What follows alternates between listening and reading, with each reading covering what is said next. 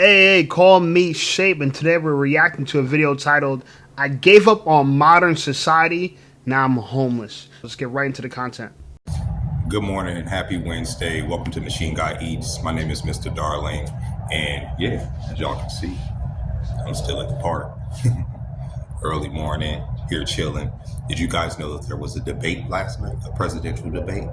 It is a little bit past 5:30 in the morning here in Las Vegas, and I couldn't tell you, I haven't seen any clips, I haven't seen any highlight reels, I haven't seen anything from these people, but I can tell you 100% for certain that they're not talking about fixing this economy. They're not talking about fixing this economy, right? And if you ask yourself, well, why are you still in the park? When are you going to get a suite, or when are you going to get a place to go? I was, but mentally, right? Like, and some of you probably have caught on to this from my other videos. Mentally, I'm not there, right? Like, mentally, it's not just, like I say, it's not the money issue about finding a place, right? Not right now, at least as far as getting into the place. I didn't say anything about maintaining it on a consistent basis as far as, you know, paying for it weekly or bi-weekly, however that works out. It doesn't matter, right? And the reason it doesn't matter to me is because, like, it all gives me a sinking feeling, right? Like, taking the money that I have now, taking all that money and giving it to somebody, right, to get out of this situation, right? It sounds optimal for most people, but I don't think most people know how my brain is working right now. I barely know how my brain is working right now.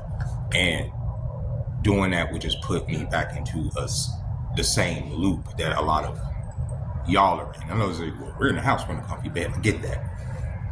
But a lot of people are barely sustaining that, right? They're barely even keeping that shit together. You hear it all the time. I'm working, you know, paycheck to paycheck just to keep the bills on, just to keep the lights on, and it's a constant thing all throughout the year, or all throughout the decades, right?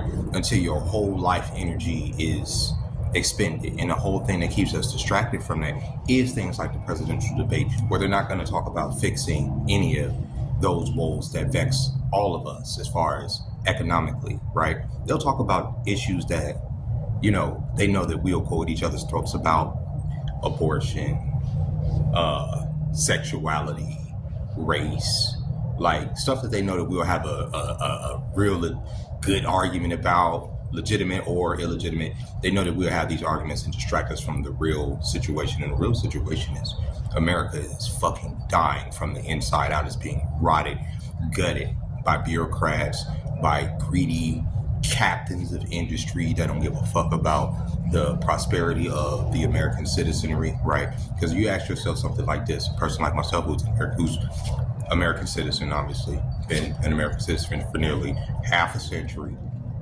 why is it that I can't get the same type of help that a migrant that hasn't put anything into the system can get, right? Or be facilitated as far as housing or transportation like those people? Why is it that a person like myself have to jump through so many hoops to get there? That's a problem. And y'all can sit up there and say, well, one candidate is trying to fix this and one is trying to actively make that harder. Two sides of the same coin. They play. He has a really good point here, and that point is that, you know, there's a forgotten people in America. People that they're not politically safe to protect, or they're not politically sound to help. And so right now, when you're thinking about the migrant issue in America, and they're getting credit cards, they're getting hotels, they're getting provided for, yet the people that have been working and living here, and their ancestors have been living here, who have paid taxes for millennia, they get nothing, right? The system is, I want to say broken, but it needs to be restructured in such a way where the people that benefit from this country were born here. But see, then everyone says, well, aren't we all immigrants? And I know for sure I'm an immigrant. My dad immigrated to this country, and my mom immigrated to this country. We got our citizenship legally, right? We weren't migrants, if you will. But I do resonate with his point that, like, yeah, what about us? What am I paying all these taxes for, just for you guys to take that money and give it to Ukraine, right? And I got nothing against you, Ukraine, but we need to take care of people here first. And so that's a really big issue. And so let's hear what else he got to say. Hero and heel, right? Hero and heel, right? That's what they do. And then we just, go with each other. That's why, even if this is just minor protest from my perspective, I can't do it. On top of the fact, right? I'm, bringing child support into this. This is what happens when you gut the majority of a person's paycheck. You just, from the state perspective, there is no way that is sustainable in this economy when I'm getting my paychecks and they're $83, right? My kid's mom is getting only a third. Let's say my check, I get paid weekly. Let's say my check is $300 and something that week, okay? I get a third, my kid's mom get a third, and then the state of California gets their third as far as taxes and what is it called? Interest that I owe them, right? I owe them almost $20,000 in interest. So they're taking that, right? There's nothing for me, there's nothing for my family, and we economically drown, right? There's no arbitration in order to reunify the relationship between me and the kids, not even from a financial aspect to where it would benefit them better than them getting these small ass child support checks from me. You see what I'm saying? There's none of that. It's literally just to stifle your progress.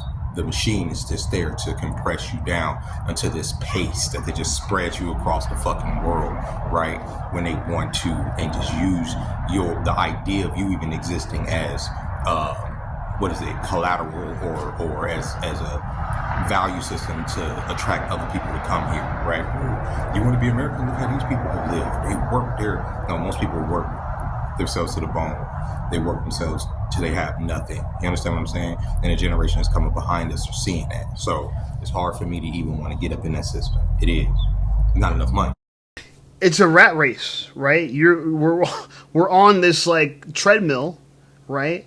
And we're chasing after something or someplace, and it seems like we're never gonna get there, right? So I don't know exactly how he feels. I didn't realize it, but apparently this guy he's voting with his dollar, right? He's voting with his feet, I should say. He's deciding that I'm not gonna pay rent. I'm not gonna pay a mortgage. I'm gonna live in the parks where I can technically live for free, right? So he's saving a ton of money off of that. And the fact that his paycheck is going to his kids, which, wow, that's wild. A third of it, right? A third of it's going to the state of California, and he's getting he's getting 1/3 of 2/3 of his paycheck. And so for every 3 days he works, he only gets 1 day's pay. That's how bad it is. You make one mistake in America, you get the wrong girl pregnant, right? It could cost you your livelihood. And you're drowning so much, you don't have a way to get out of it. And, for people like me who, I live in a studio apartment, I take home a good portion of the money that I make. I pay, 19% tax at the moment. I'm sure I'm going to pay more as YouTube takes off. But I can't relate to this guy, right? I can't relate to the idea of thinking about living on the streets or having something to eat. Right? He's thinking that I'm not going to take all the money I earn and just give it to someone else to say I got a home.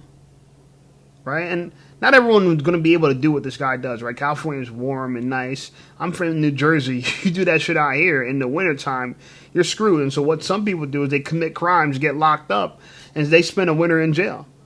But I feel for him. Part of what I do on my channel is to understand or attempt to understand what people who are suffering are going through. And we can learn a lot from people like this, And so, again, let's hear what else he has to say. If there was enough money, I would be motivated to fucking go get a place. If there was enough money, I would be motivated to not be a vagabond or become a fucking ranger, right? It's crazy. It's crazy. How, you can, a person like me, I've seen, I studied history, since I was 15, and you see times like this happen throughout history, and you see why certain people become a certain way, right? It's damn, what would change the person? And a lot of times it is economics, and it is a system that is, because think about it, y'all. We are living in a modern day slavery system. If you don't perform your tasks, you will end up like me. There's no doubt about it. For all you kids sitting up there saying, "Oh, I can't work in that fight. I gotta be this. I gotta be that." Bro, they're gonna take more and more from you. They're gonna require you to work more and more jobs, do more and more side hustles. Think about it. Why does everything have to be an LLC? Why does everything have to be attached to business? Why does everything have to be attached to brand? It's fucking demonic. It's not human. It's not human. If you want to be able to do this, you got to turn yourself into. You got to get this form and then fill this out and then put your money into this and then send it over here.